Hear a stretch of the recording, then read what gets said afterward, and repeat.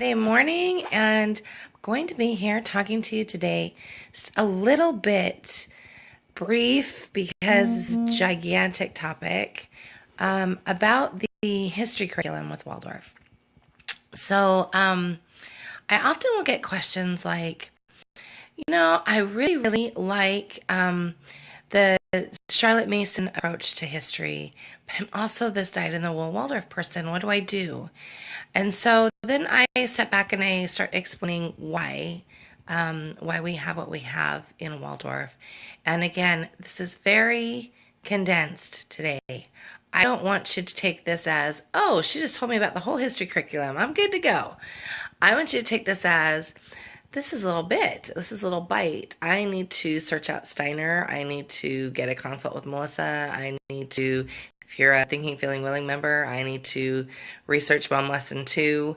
I want you to take this as just a tidbit because this is really a very vast subject, but we're going to condense it into a few minutes as far as just sort of the overall overview. And again, even that is not going to, there's just no way I can do justice in this short period of time. So let's start at the beginning. The questions I often get are, when does real history begin?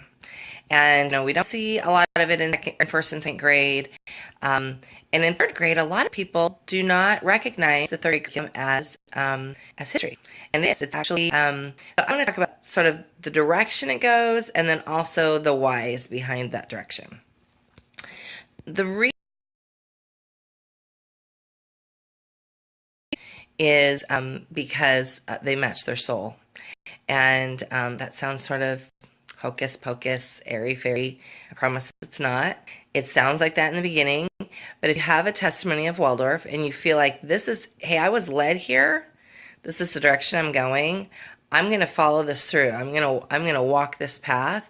Then you got to trust it because you're brought here for a reason, and you have to really trust that. And in the beginning, in my early days, that's what it was for me. I thought I was brought to this. I really need to trust it. And so I just decided I'm just going to trust it. Sorry, I'm going to stop moving around. And at the time, I was practicing pagan. So I wasn't Christian. I wasn't Jewish. And these Old Testament stories, I was like, all right. So we found ways that balance them for us so it didn't feel super religious. Some of the ways that we found that balanced them was that we really talked about the history of, obviously the history of Jewish people, and not in crazy amount of depth because we're talking about 9-year-olds here. But we also talked about how, like, what they do today and how the Torah goes from one synagogue to another, how somebody has to write it, and we went through all of these things that because I wanted him to sort of understand that it wasn't just a religion. So that's what we did the first time I was in third grade. The second time I was in third grade, we were coming back to Christianity. And so they were already part of us. Those stories were already part of us. And at least they had been for over a year. But they were still sort of new. They weren't new to me in that I had grown up with them. I just had walked away from that path for a while. But they were new in that I had a different depth for them than I did before. So when you're going through those stories in the third grade, they meet the 9-year-old where they are. Those Hebrew people, gotta love them. They really were very much about rebellion and not wanting to toe the line and pushing up against those boundaries, just like those 9-year-olds are. So that's why those stories really speak to them. So when somebody says, can't I do other stories? You can, but don't do them either or. Do them and. If you want to do other stories, do them in addition to the Old Testament stories because your 9-year-old really needs those stories. It doesn't matter what religion you are. It doesn't matter if you're no religion. It really doesn't matter if you're an atheist. These are stories that speak to the child's soul. And, I've got 4 kids through third grade now, and out of the 4 kids, 3 of them went through third grade while we were Christian. 1 went through third grade while we were pagan. And quite frankly, they all have this different crazy amount of depth to them.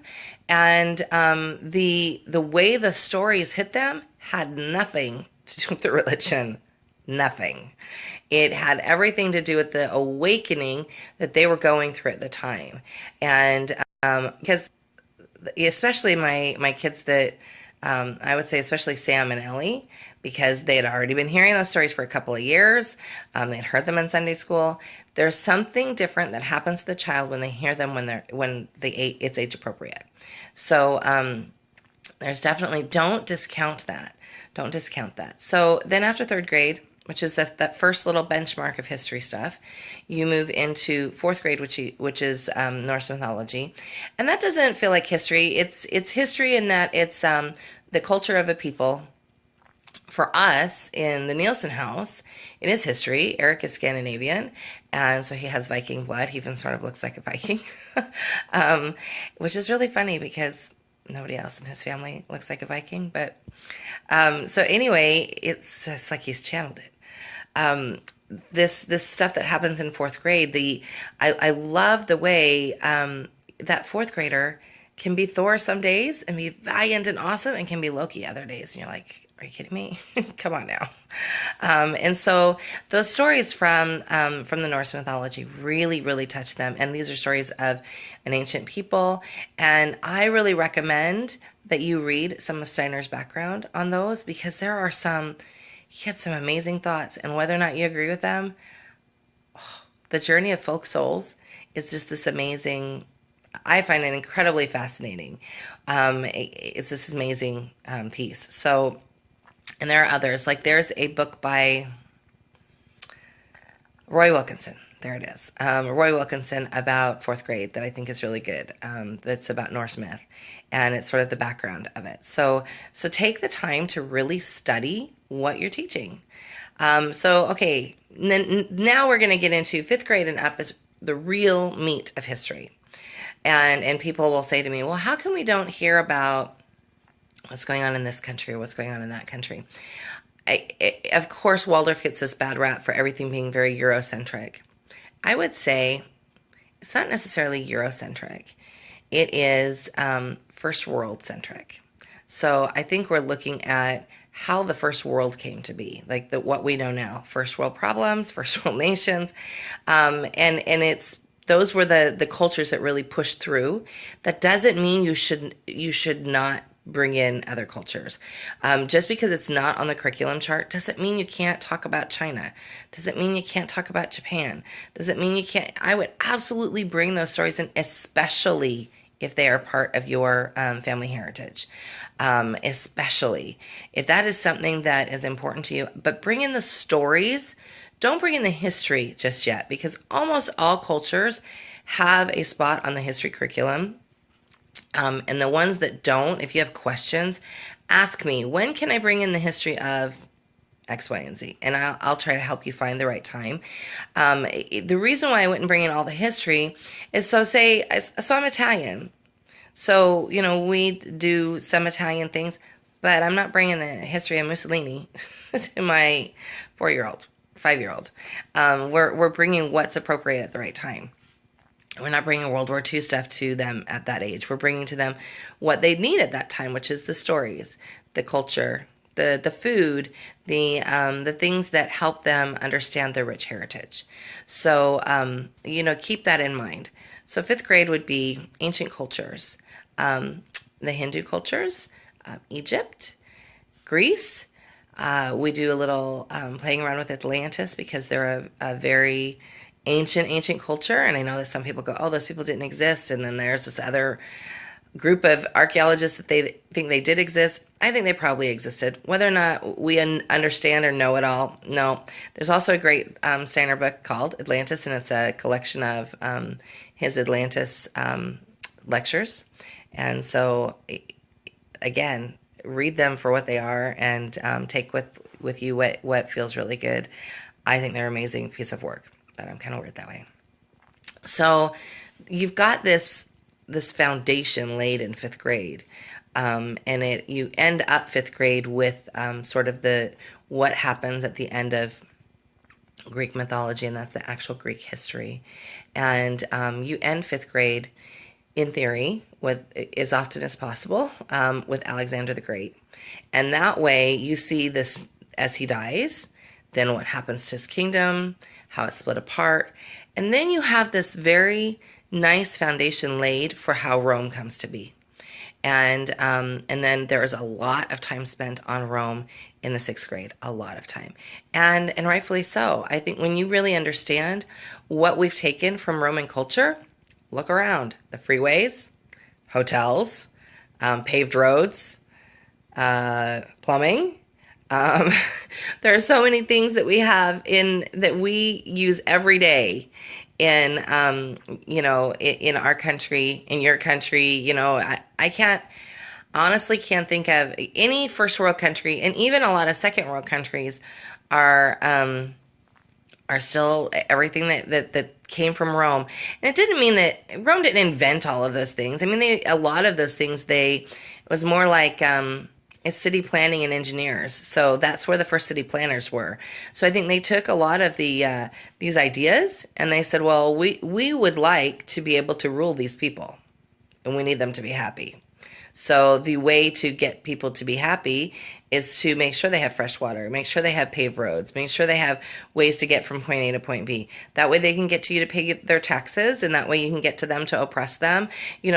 So we're looking at it from these are some great marvels, and they had very practical applications, just as they do today. And so this idea of city planners that we have today, my father-in-law was a city planner for many years. So it's this bringing to life for the children something from history that they can really connect to. It's also comes to them as they're 12, and this is where it hits them developmentally, where they're 12, and they're very much in this sort of materialistic phase. They're in another cycle of threes. We have 3, 6, 9, 9, or 3, 6, 9, 12. So we're in this 12 cycle. So it's another mini developmental cycle. They tend to be a lot more materialistic. They're stepping away even more. They started stepping away when they were 3. They're like, see, Mom, I can run away from you. At 6, they were like, see, Mom, I can stand apart from you. At 9, they were like, wait a minute, Mom, you're not who I thought you were. At 12, it's another, they're stepping away just a bit again, a lot more independence. And so the stories of Rome really speak to them. In 7th grade, the history curriculum goes deeper, and we're looking at explorers, and this is really a time of exploration for them. All of my kids, I've watched it. It's like the wheels start turning, and you can almost see them turn, and it's this crazy, amazing thing. But the explorers that they start with in 7th grade, amazing time period. They do some you're getting into more modern history at that point. These are the times that you bring in some of these other cultures' histories. I would look at the timeline. If it's really important for you and you feel like, hey, wait a minute, I don't feel like this one over here is getting enough, that this culture over here is getting enough, look at the timeline. And where does that culture fit into the timeline as far as that's when they sort of stepped more into the world to be more important in the world scheme. That's when you bring those in. You also can look at revolutions. That there's a lot of revolutions that go on in 8th grade, and I carry them also into 9th grade. 8th and 9th grade have a lot of there's just a lot of content. And so I pull a lot of those things in together. 10th grade sort of starts this whole anew. The high school curriculum delves more into why, where before you've been dealing with culture, and now you're dealing with more some of a spiritual element, and also it just dovetails a little bit differently. So you're sort of starting history again. So we're doing 10th grade history right now with Eleanor, and we're doing politics first because I wanted to put it right here where it's front and center right now, and it's been very interesting. She's watched both the debates, and I haven't, and I made her even put her headphones on last night because I didn't want to hear it. I don't want to go there. I don't have time to be off of my happy cloud, so I just Just made her put her headphones on. But so you've got this place in 10th grade history right now where we're really talking about politics, how this country came to be. So it's not just politics; it's about what makes up our country. So that's really what I want you to get from this. I want you to get that you're bringing history to them at a time that is developmentally appropriate. In public schools, they often teach U.S. history from third grade to fifth grade, and they teach it every year. And they sort of go a little bit deeper every year, but really, if they just taught it in the year that was most appropriate, so fifth grade also encompasses U.S. geography and some U.S. history, that's the perfect time to teach it. That's when they're ready for it. That's when they're looking at the world as a bigger place, and they're wanting to see all of those connections. So really look at developmentally why we're teaching what we are at each time. And again, if you have questions, I answer a ton of questions all the time. Pop it on my timeline. Hey, tell me about this. Drop me a PM. I'm always happy to help. I find the history curriculum amazing, but I'm a history nut. Have a good friend that we're in co-op with. Gina, I love you. She said, I'm not a history nut. I said, but you're all about science. You're all about where the science stuff is. And so, all of us sort of have this thing, this piece that we love, and we tend to magnify that for our kids. And I've always really taken to the history curriculum. That was sort of my life before I was a mom. I was a poli-sci major, pre-law, so I love the politics history part of it and where it all came from, and understanding how the world history plays into our history. But then I won't listen to the debate because it's bad news. Again, anyway, I hope that this has been informative for you. And again, if you have more questions, please feel free to ask me. The history curriculum with Waldorf is just amazing, but it has several layers to it. So it is important that you understand it. It's important that you take time to really, let it live within you so that you get it for you, so that you can then bring it to them, because that's how they're going to learn. Is when you're fired up and excited about something, they're going to get excited about it. So anyway, that's all for now. I hope you have a wonderful day and a great week. And I'm back down here in my new space that's still kind of a mess, but hey, I have my bookshelf and my desk, and that's all I need. So anyway, I hope you have a wonderful day and a wonderful week, and we'll see you next Monday. Bye now.